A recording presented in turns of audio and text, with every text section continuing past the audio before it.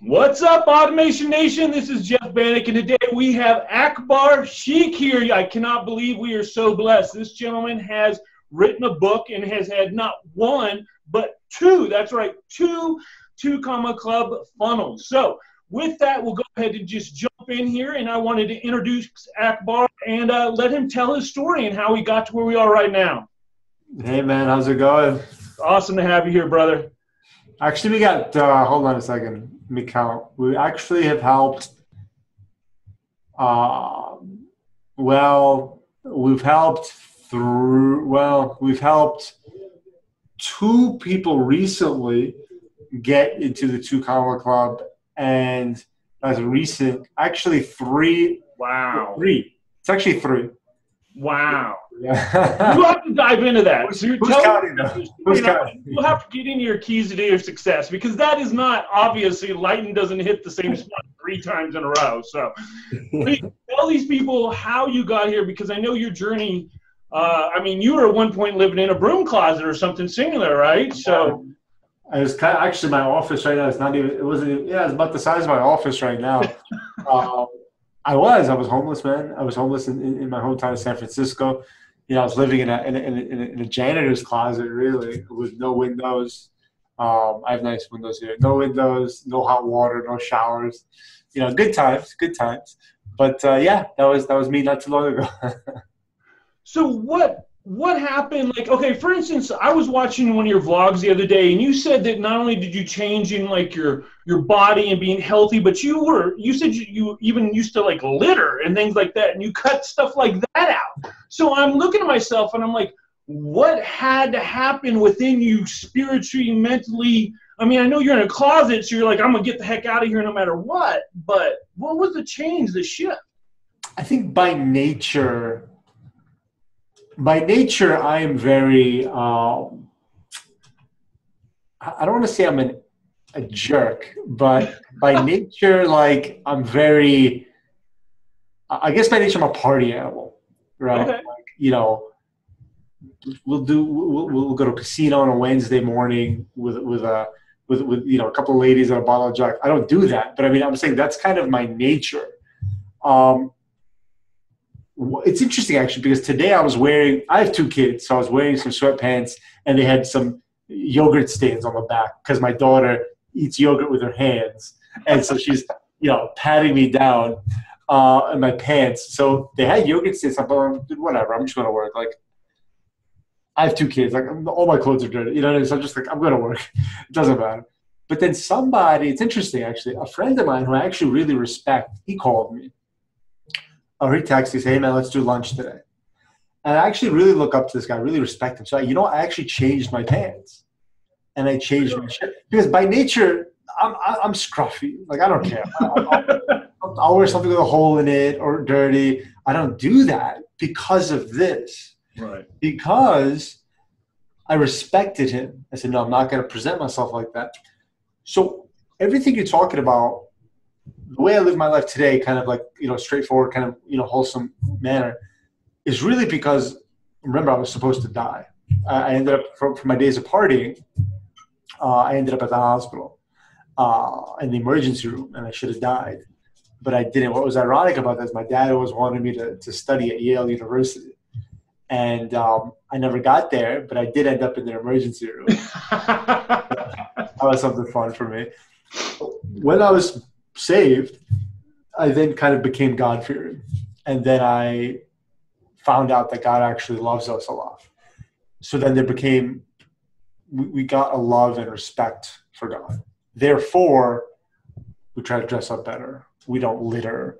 We don't go hang out at the casinos. We don't, you know, lie for fun. We don't give false scarcity. You know, we don't give false flash sales. We don't, you know, post a GIF in our group either. Don't push that one. Don't do that one. Yeah, we don't do any of that stuff. So we just, because we feel like someone we really respect and loves us is watching us at all times, we are on our best behavior.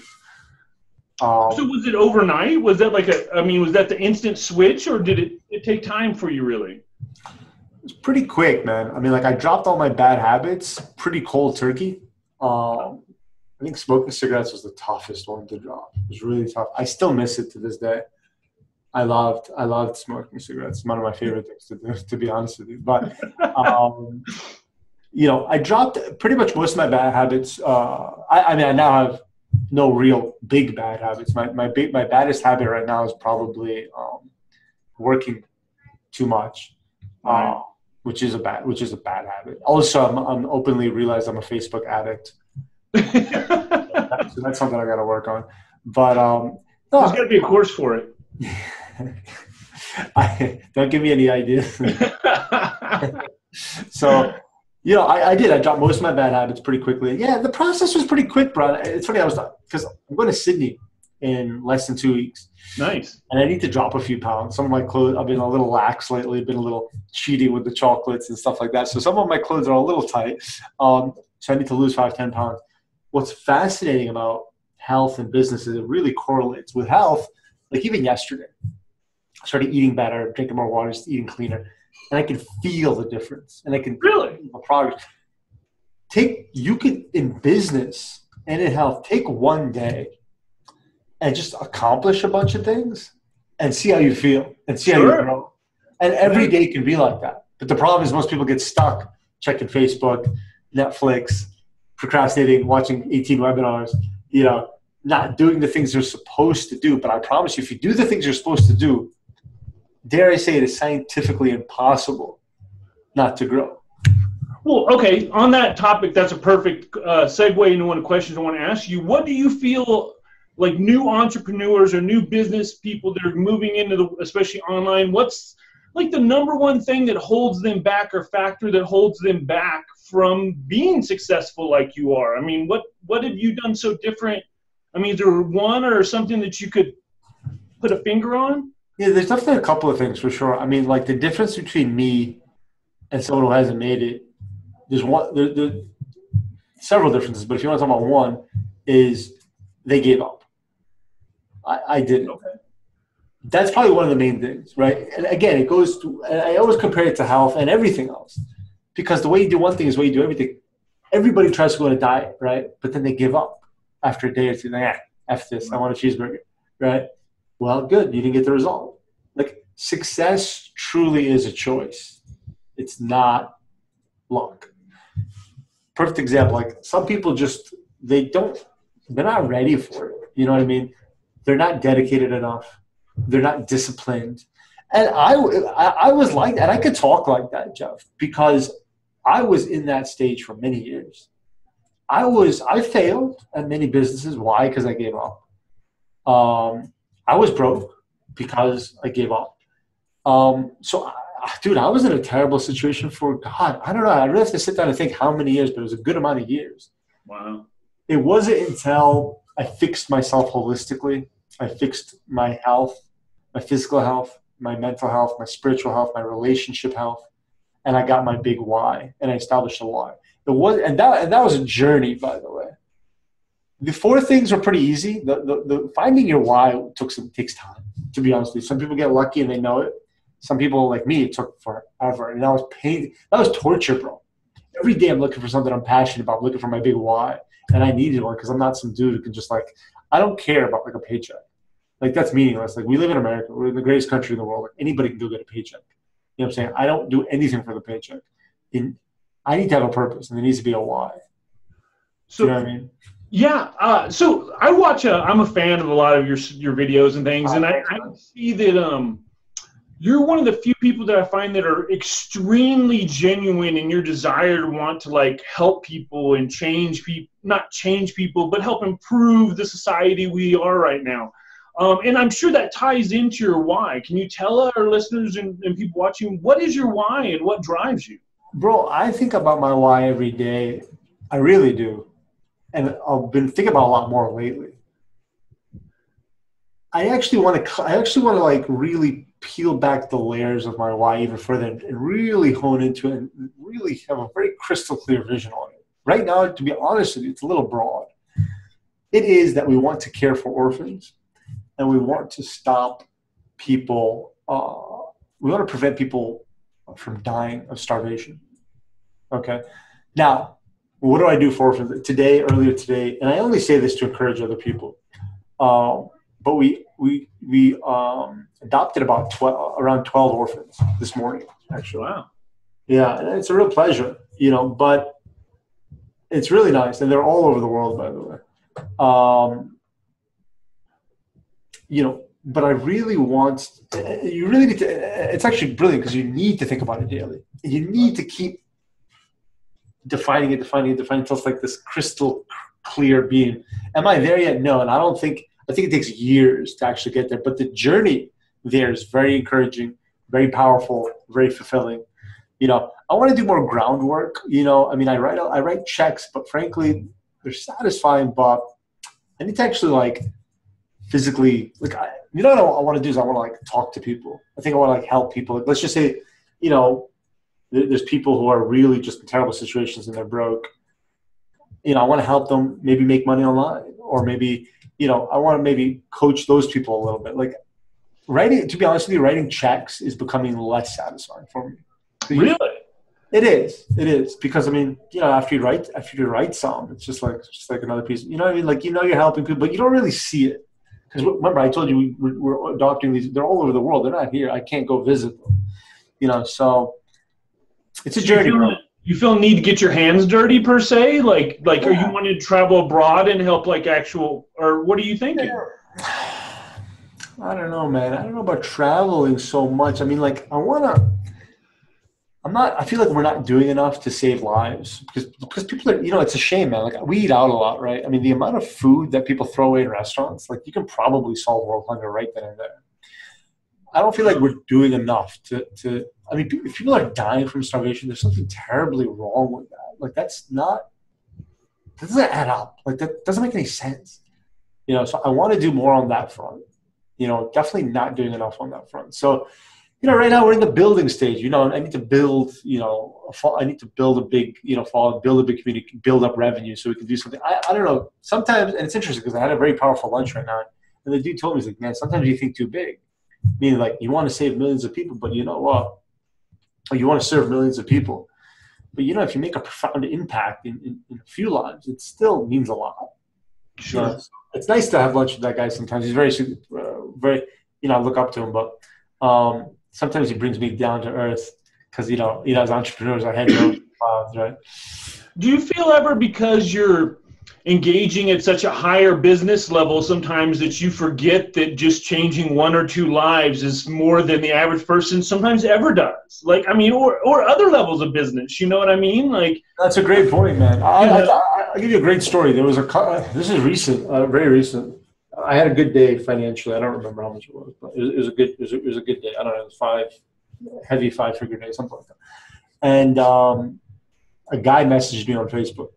They said, hey, man, I saw one of your vlogs, and I just want you to know that I'm sober now. And I've been sober for a while now because of you. I swear that, to me, that meant more than all the revenue I made that day. Wow. If we can create a positive impact and a positive, that. Okay, so I'll get a little intimate with you. I have a family member who was an alcoholic, and the ripple effect is terrible. He ended up being divorced. His kids are in a bad situation because they love their dad, but he's an alcoholic, and they give the mom a tough time because they think maybe it's her fault because they're young kids. The in-laws, the girl's parents are miserable because you have the single girl with 2 kids. The mother of the drunk family member is obviously miserable because her son's a blatant alcoholic. And the ripple effect goes on and on and on. It affects so many lives. So, if we can help one dude sober up, you're helping a lot of people out.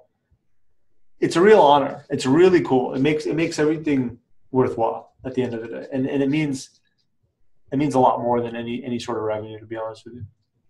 That's awesome, man. You're changing lives. You're already making those marks in the good book up there, right? Trying to, man. Trying to.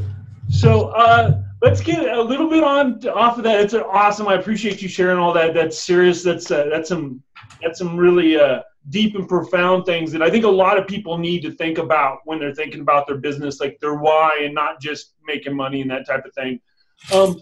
But just to help out my audience, because they're trying to get some knowledge from you about funnels, what's the number one problem that you find that people always run into, that you're always like, I see this every time. Why are you doing this again?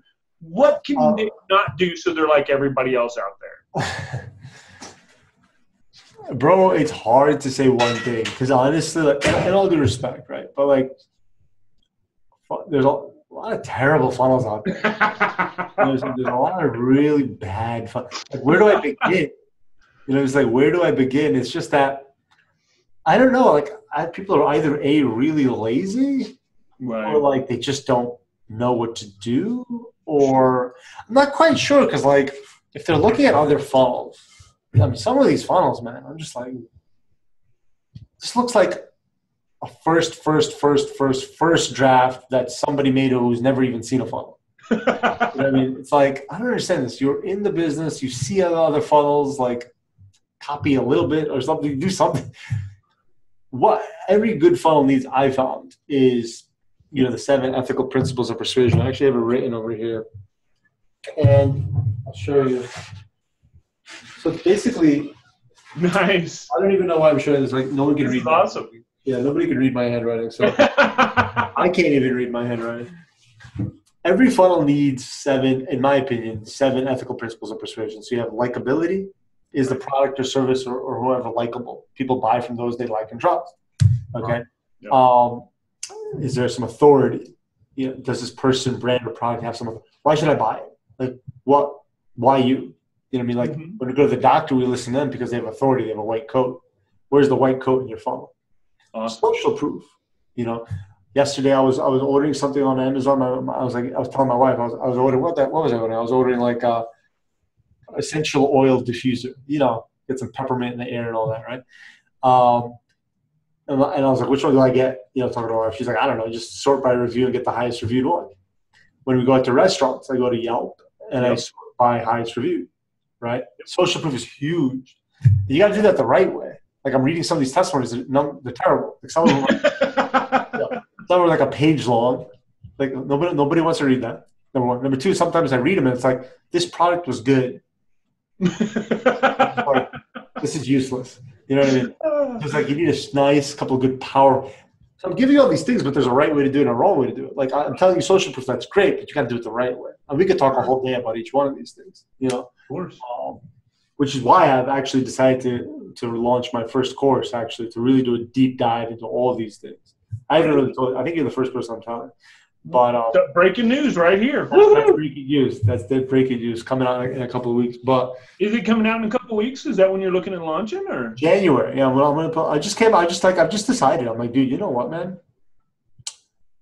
Again, my mentality, like, try to impact as many people as possible. So I'm like, every funnel needs these. We need to teach this. The ABCs, man. ABC, yeah. Seriously, Yeah, you're right. You're right. So you said what I said likability, authority, social proof, scarcity. Yes.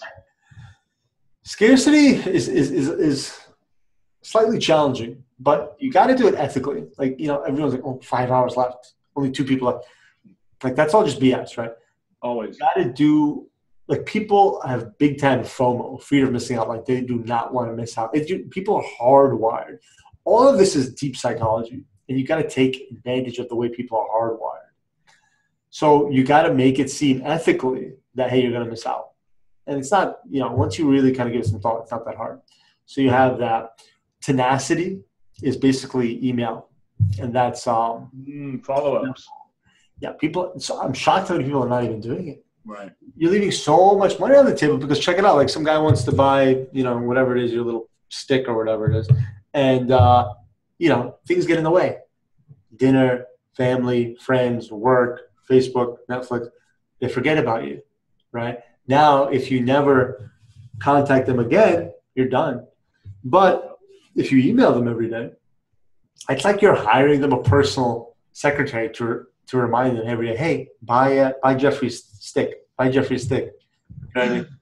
People are not doing this. You're leaving a ton of money on the table. Right.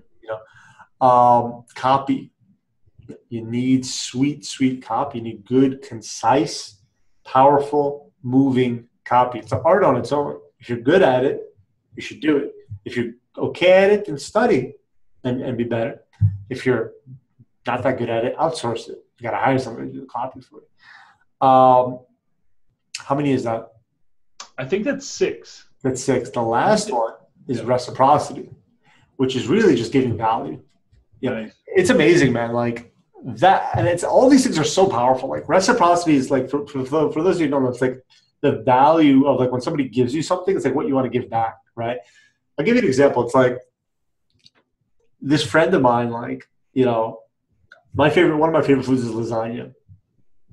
And like, you know, she made us some lasagna and it was so good. And I was so grateful that I was ready to literally buy her an airplane ticket to Italy to go like, you know, learn to cook over there. She made me a lasagna. I'm ready to send her across the world. That's great. And that's not just me though. That's human nature. Like we always want to give a lot.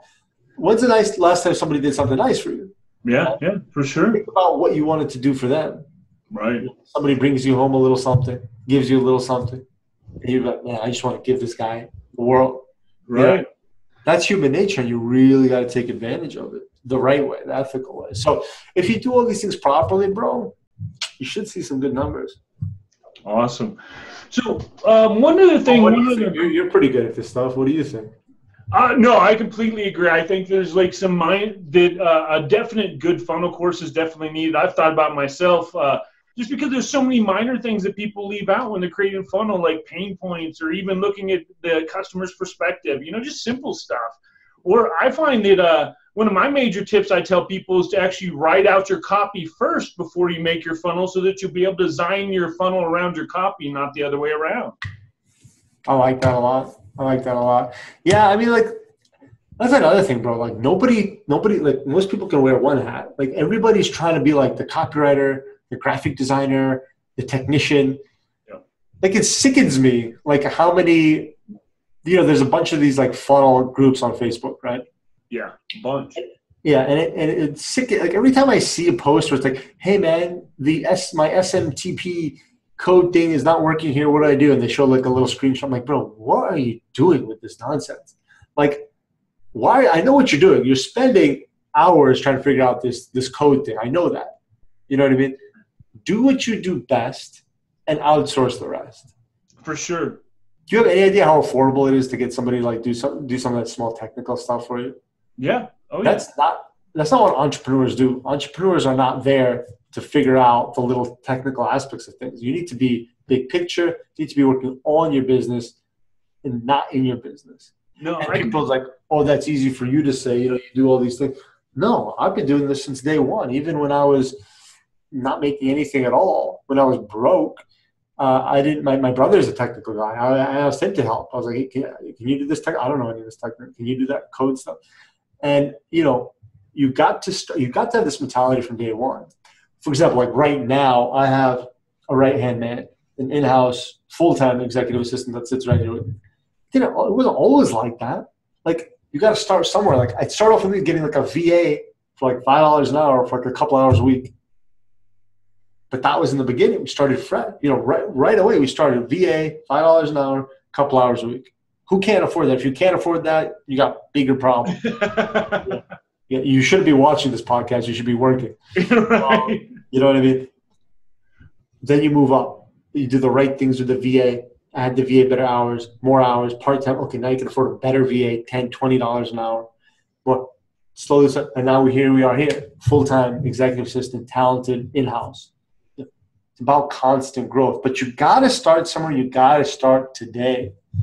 Well, I think that's a good point. I think we really need to point that out is that people I think they try and dabble too much and do a little here and a little bit there. And I've even experienced that. I went to go take a class once of like Adobe Photoshop so I could start doing my own logos. And I started thinking about it. I'm like, I could study this for 2 or 3 years and not be as good as the guy I could pay $20 or $50 and have him do me one in 2 or 3 hours and I'm done.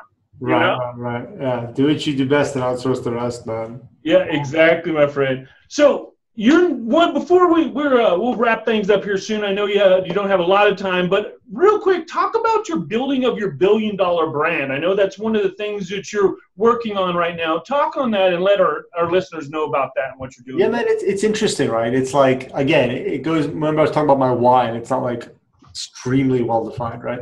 The $1 billion plan is also along the same lines. No, I do not have an exact blueprint on how to get to $1 billion, but what I do know is that we're growing daily. What I do know is that when you keep working and you're growing and you're scaling, opportunities present themselves. So do I have a crystal clear like A, B, C, D to $1 billion? No. But I do know that we're working daily and we're scaling and opportunities do present itself and we'll get there. Later on, it's kind of like Pandora's box, you unwrap a little bit, then it's not just like one shot, like, okay, here's the blueprint to $1 billion, go do it. You could do that for $1 million. If you want a blueprint to go from 0 to $1 million, you could do that. If you want a blueprint to go from 0 to 8 figures, you can do that. To go to $1 billion is a little more difficult. It's a little more difficult. How does it feel even being able to say that, though, coming from where you came from, be able to, like, that's a reality for you, that's a real possibility and that, like, is probable in your life? Yeah, no, it's funny. Well, we live in a different day and age, man. We really live in a different day and age where, I forget the number, man. It's like 1,200 things. Oh, sorry, Jeff. Did you take the other car? Yeah. I had my black lunch bag. I put it. Oh, you did? Thanks, man. You got me. The guy, somebody just picked up the car. But I think there's like 1,200 new millionaires. Yep. That are there are 1,200 new millionaires every day. That's crazy to think of. There's a day so we live in a new day and era. I was just telling someone earlier, success is not luck. Success is a choice. So, yeah, no, I mean, it's very humbling for sure. But again, it depends. Like, what are you doing? Why do you want it? Like, so I interview entrepreneurs, man, like all the way from newbies to people who've generated like $500 million in revenue. And, all the newbies kind of say the same thing, and it drives me nuts, right? They're all like, I'm like, how much do you want to make? They all say the exact same thing, bro. You can guess. $1 million. Where the hell did everyone come up with this magic number of $1 million? Why? What? To everyone, that means like success. Right. It's not true. It's not true. There's this very good documentary called The Curse of the Lottery. Curse of the Lottery. Okay, I'll check that out. That might not be the exact title, but that's what it's about. I think it is the title, by the way. And it's about how literally every single person who wins the lottery loses all their money. Really? Because they didn't earn it? Is that the resonance behind it, or they didn't earn it and they don't have the right mindset and they end up being idiots, basically buying new Ferraris and mansions, and it's like, well, okay, you're not setting yourself up for the future, you're just thinking about now. And that's what people are doing. They're not planning for true sustaining legacy success, right? $1 million. Now look, to each their own. Some people they don't have big whys, they just want to live a regular life, they just want to support their family.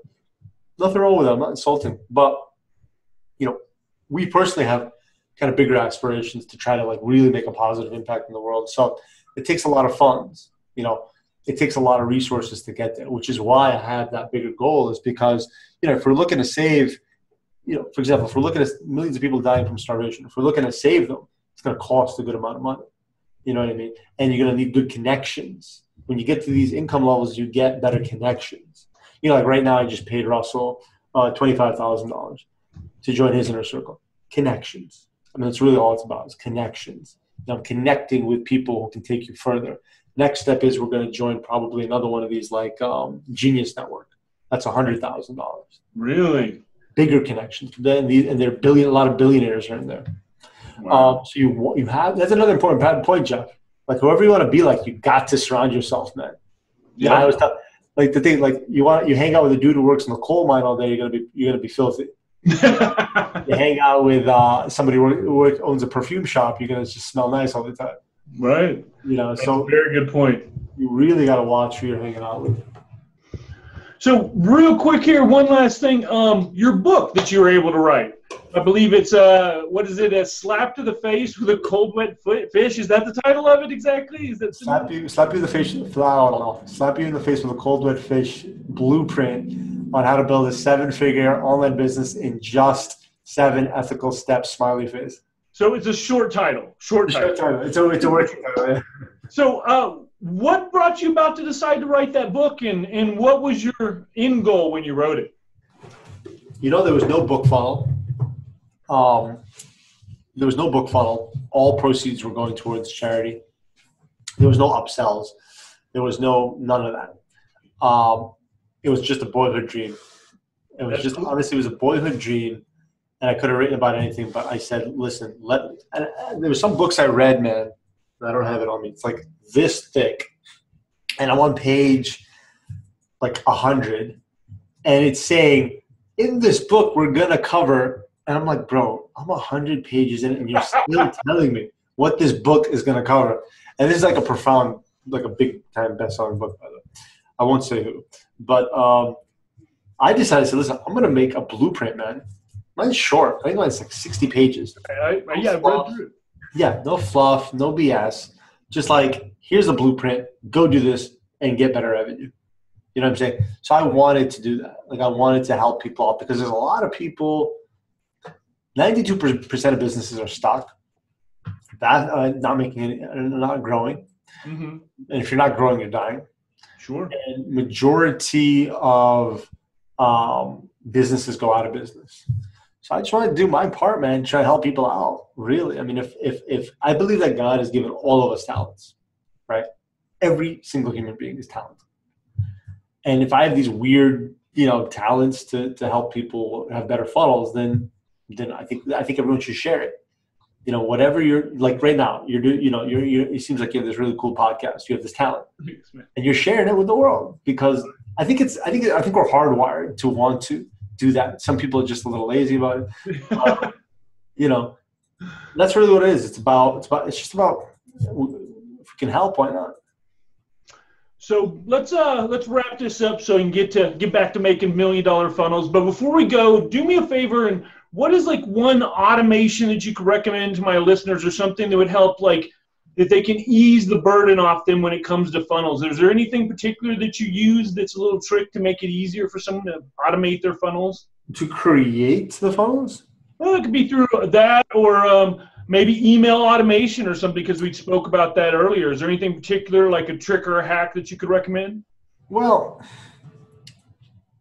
email, you want to use a CRM that you're comfortable with. I want to give them a good one, so I'm just kind of thinking. No worries, brother. Take your time. Yeah, email's pretty simplistic. You just want to use a CRM that you can take advantage of, that you understand no matter what it is, Aweber, Actionetics, Confusionsoft, whatever it is, pick your poison.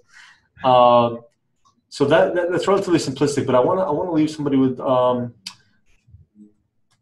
this is very good. I haven't thought about this lately.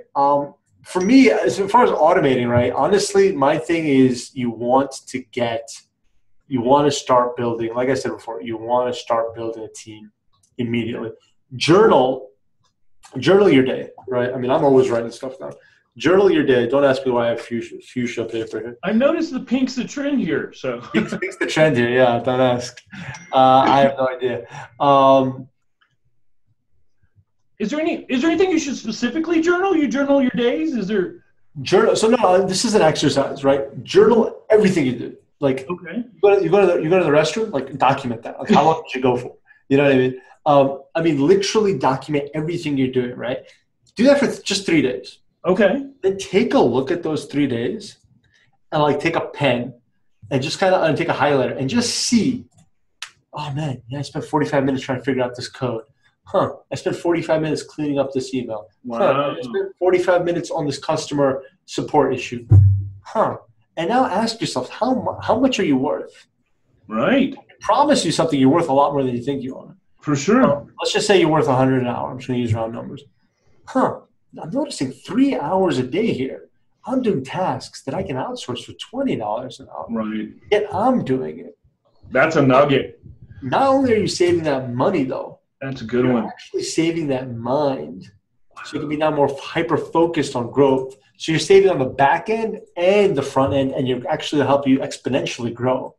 That's great. Yeah. That's a really good. I'm going to do that as soon as I'm going to start as soon as we get on this podcast. Start documenting my day, because that's seriously to be able to look at that. Because I tell my wife that all the time. I'm like, I just wasted 2 hours doing this. Even at $100, that's 200. If I could have spent 50, you could use that extra 150 somewhere else in your business to help even automate it or ease your burden, or to specialize. That is a really, really good point, Akbar. Thank you. Automation is real, man. I love the name of your podcast. Automation is real.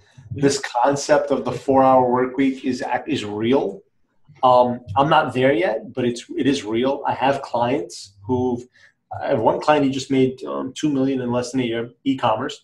Nice. And he works about 4 to 8 hours a day because he has a lot of automation. And I'll tell you one secret of automation that a lot of these guys are. Another guy of mine, he's $30,000 to $50,000 a month.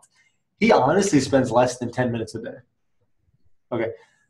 Honestly, but again, the secret is staff. These guys just have, they've outsourced a lot of VAs. They've outsourced customers. They've outsourced customers. Take a look at we have a mattress business, an online mattress business.